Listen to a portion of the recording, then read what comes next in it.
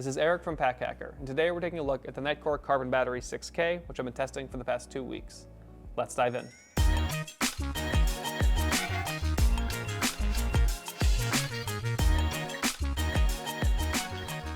So the primary material on the exterior of this is carbon fiber, hence the name, the carbon battery. You can see the classic carbon fiber, I don't even know what you want to call it, design on the outside of it.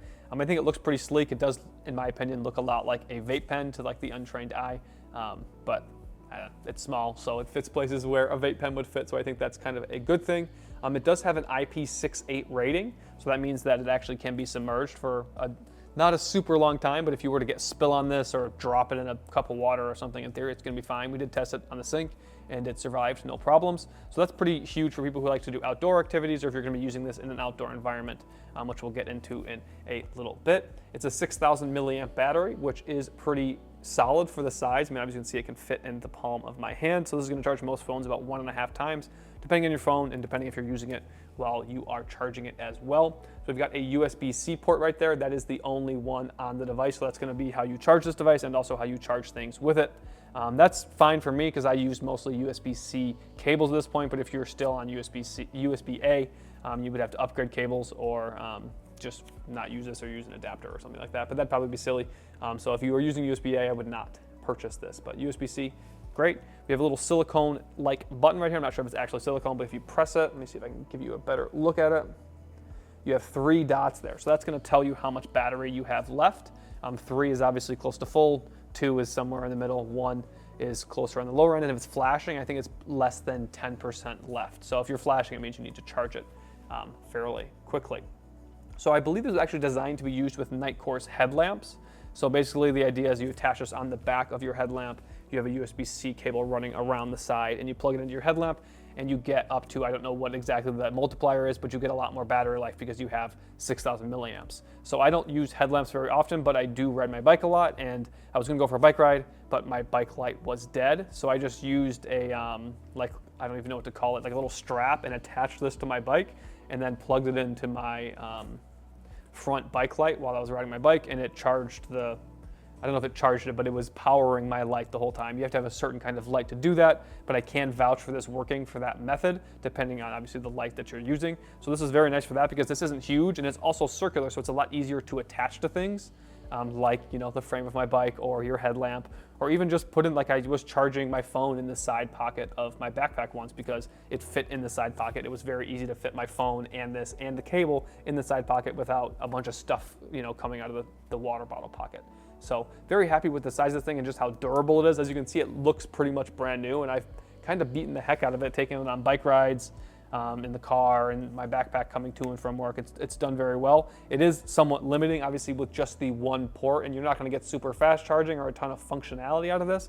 But for someone who's just looking to charge a specific subset of devices, and that's all you're going to use it for, this is a very solid option because of the size, the capacity, and also how durable it is. The carbon fiber is lightweight, but it's going to hold up, which is what most people want when it comes to a battery bank. So if you are finding this video helpful, make sure you throw a like on the video and subscribe to the channel so we can continue making content like this to help you travel smarter. So when it comes to size, I can't not come back to the fact that it's about the size of a vape pen, depending on your experience with those. I don't use them, but just whenever I look at it, that's what I think of. But when it comes to actual dimensions, we've got 3.56 by 0.9 by 0.9 inches, and then that's 9 by 2.3 by 2.3 centimeters, 3.1 ounces, or 87.9 grams. So this thing is very small. It's very lightweight. Fits into the palm of your hand. It's going to fit into your tech pouch. It fit into every single sling that I tried to fit it into. It's just very small. Obviously, you're not going to get a ton of juice out of it. It's 6,000 milliamps. You're not going to get the same as you'd expect from a 20,000 milliamp battery bank,